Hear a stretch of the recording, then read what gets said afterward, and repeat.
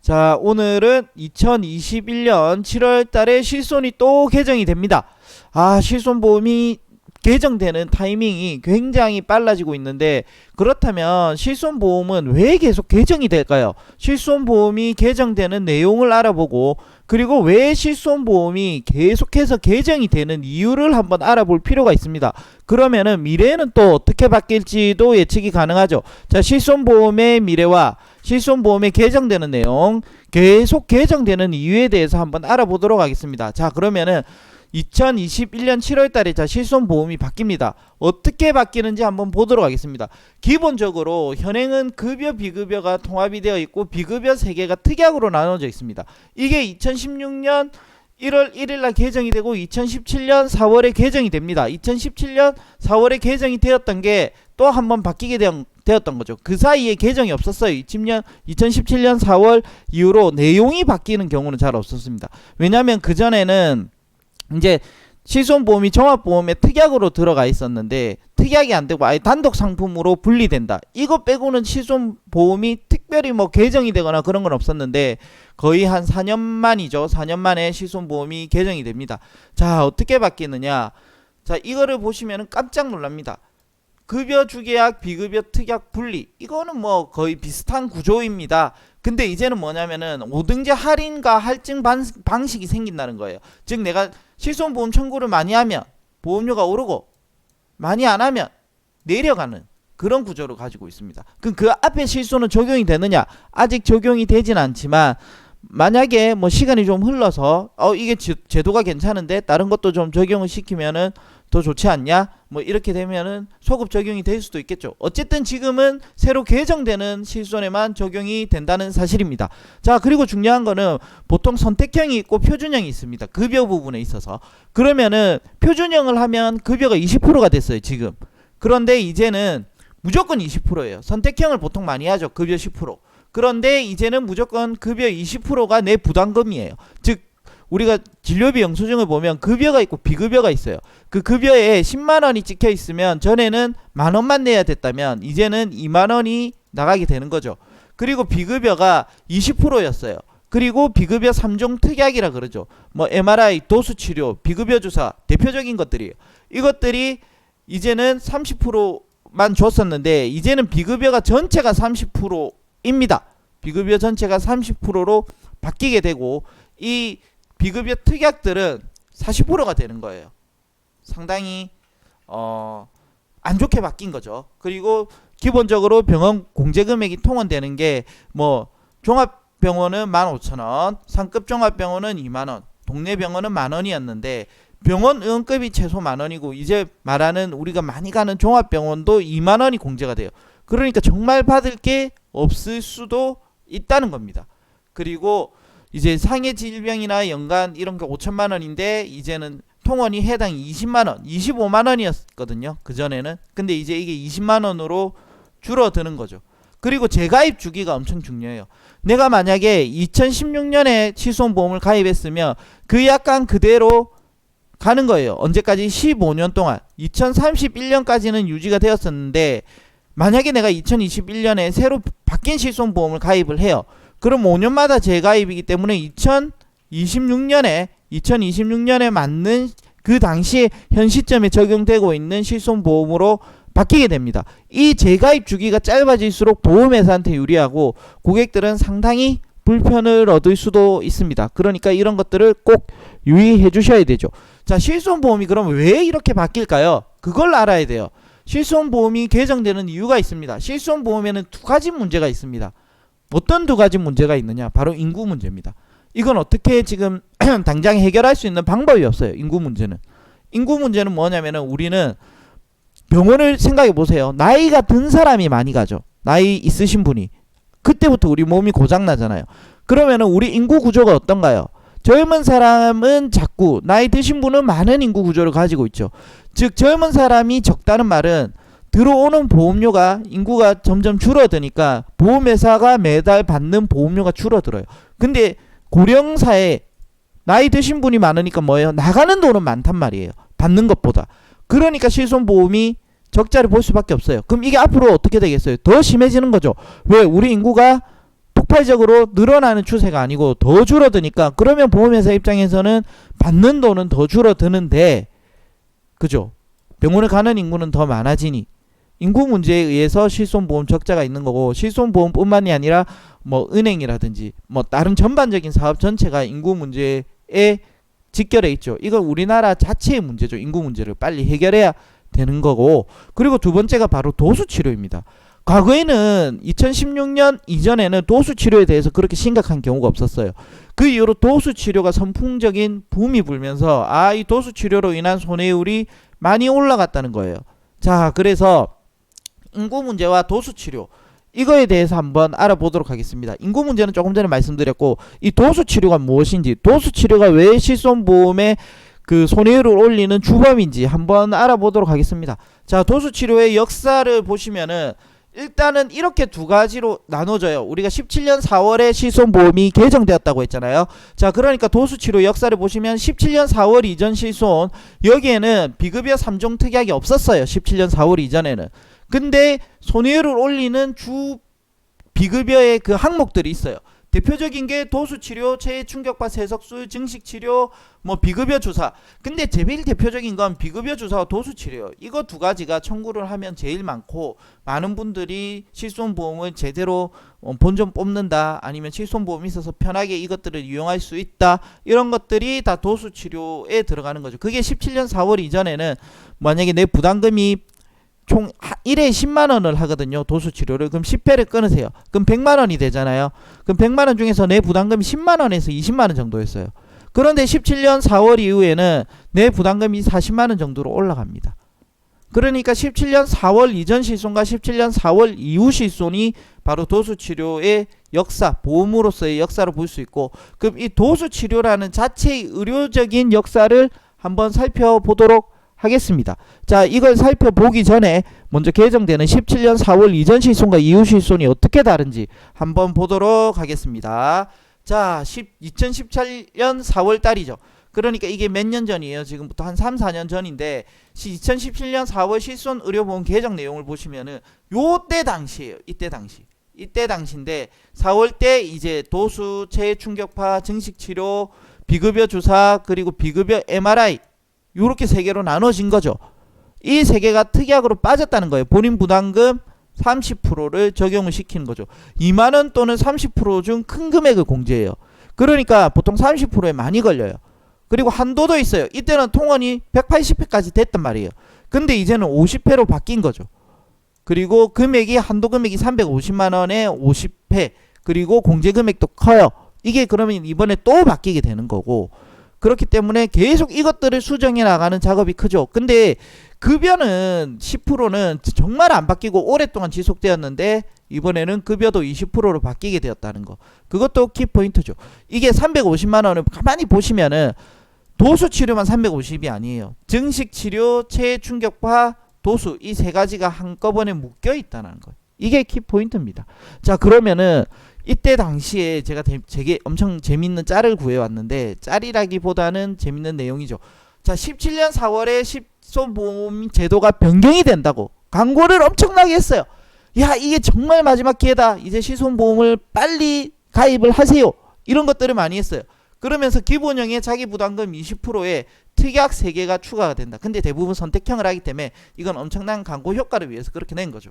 자, 그렇게 해서 이렇게 묶여지고 입통 구분 없이 해당 특약 치료 시에 보장 한도, 보장 횟수가 축소가 되고 자기 부담금이 증가되니까 빨리 가입하세요. 가장 좋은 실손 의료보험입니다. 지금 가입할 수 있는 게. 그쵸? 맞죠? 이건 맞는 말이에요. 왜냐하면 지금 더 안 좋아졌잖아요. 2021년 7월 달에는. 그럼 2021년 7월 달 실손보험이 활성화되고 또 개정이 되면 2021년 7월 달 실손보험이 가장 좋은 실손보험이라고 이야기를 하겠죠. 그런데 이게 엄청 재밌는 게 뭐냐면은, 이렇게 광고해 놓고는 어떻게 되냐요? 이거 실손보험 이름이, 이게 착한 실손이라는 거예요. 그러니까 그 오래된 옛날 실손보험을 착한 실손으로 바꾸세요. 이렇게 한 거죠. 이제 이것도 지금 2021년 7월 이후로는 그때 실손으로 또 바뀌게 되는 거잖아요. 그러니까 이게 실손보험은 전화 난다는 거에 대해서는 굉장히 생각을 잘 해야 돼. 고민을 많이 하고 신중하게 해야 될 부분이에요. 왜냐하면 이게 마음에 안 든다고 내가 다시 옛날 걸로 돌아갈래, 이게 안 되거든요. 그렇기 때문에 한 번 가면 요단강을 건너고 우리가 돌아올 수 없는 거예요. 루비콘 강을 건너는 거예요. 이걸 딱 하는 순간. 그러니까 절대로 쉽게 그냥 보험료 아끼는 차원에서 했다가 나중에 보장 볼 때 큰 코 다치는 수도 있기 때문에 꼭 유념을 하시길 바랍니다. 자, 그러면은 도수치료, 자 뭔지 한번 더 다시 살펴보도록 하겠습니다. 지금 이 그림을 보시면은 환자분이 누워있죠. 그리고 이 남자분이 이렇게 꾹꾹 눌러서 마사지를 해줍니다. 여자분이 아파하지만 끝나고 나면 아이 시원해 라고 하는 거죠. 자, 이게 도수치료입니다. 일종의 거의 마사지에 가깝죠.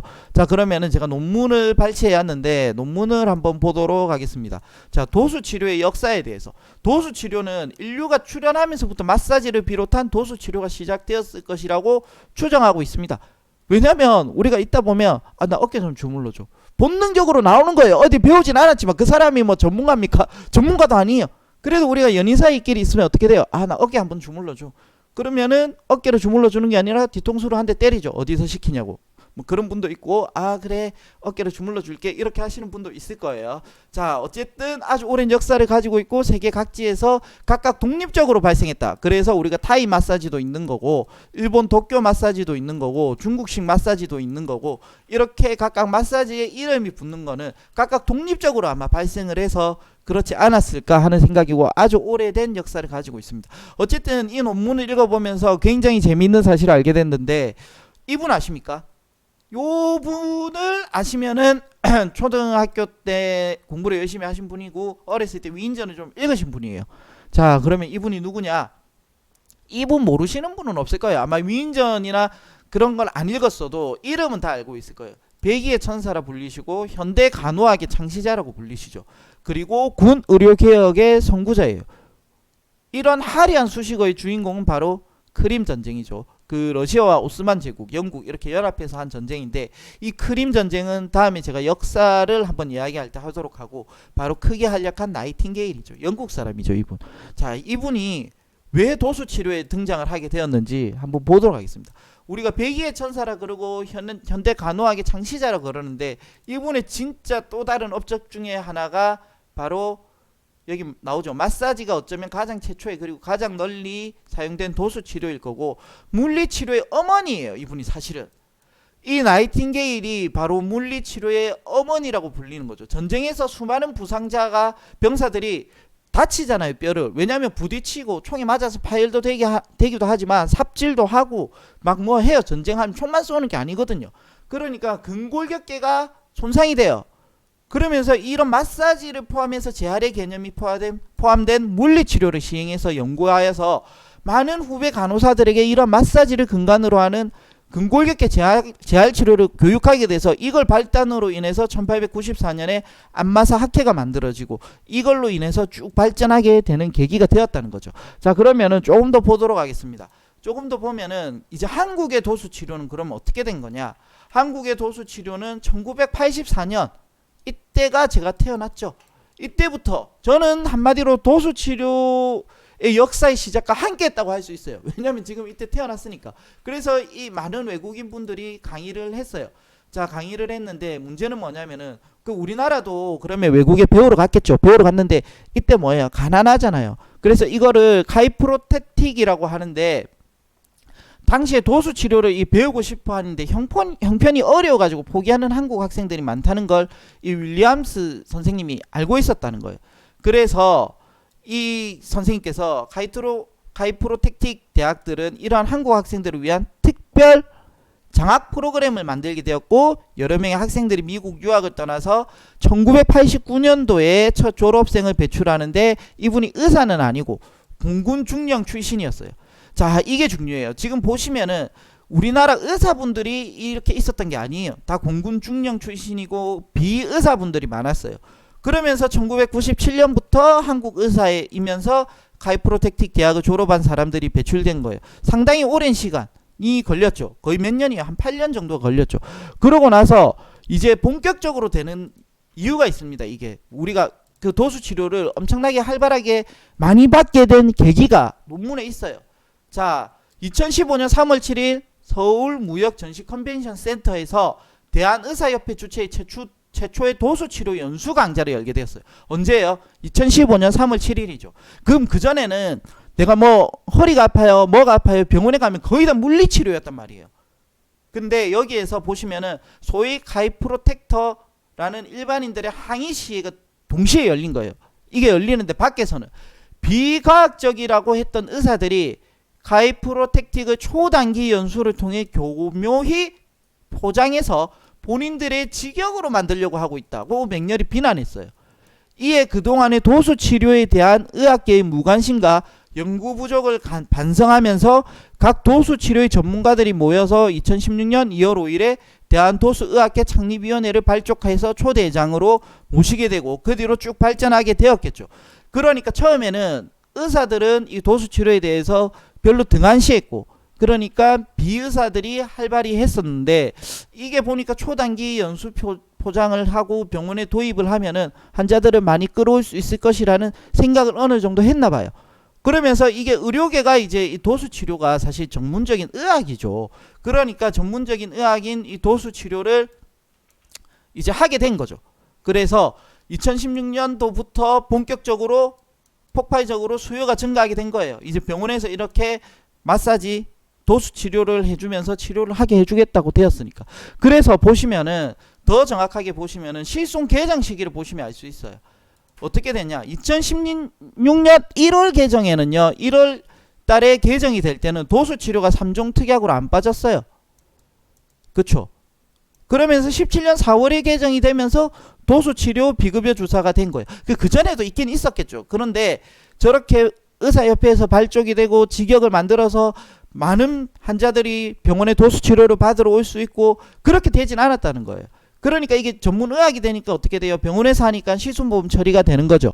그렇게 되면서 많은 환자들이 부담 없이 도수 치료를 받을 수 있었다는 거고, 실손보험을 가입하니까.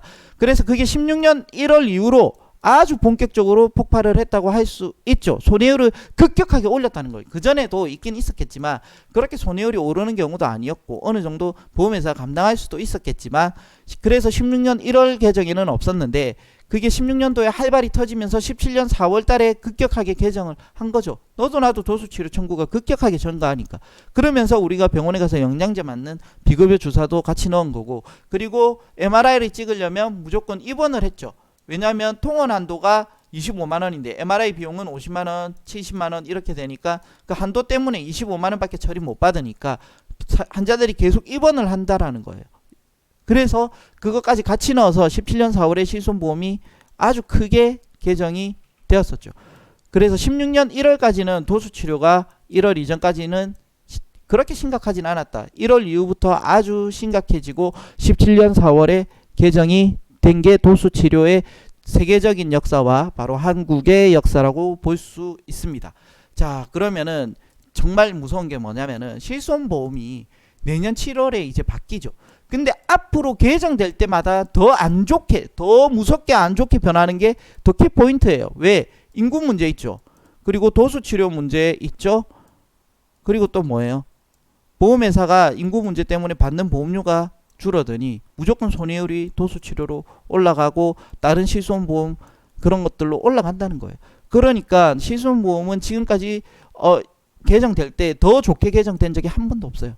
쭉 역사가 안 좋게, 보장 측면에서, 보험료가 아니라 보장 측면에서 다 안 좋게 개정이 되었단 말이에요.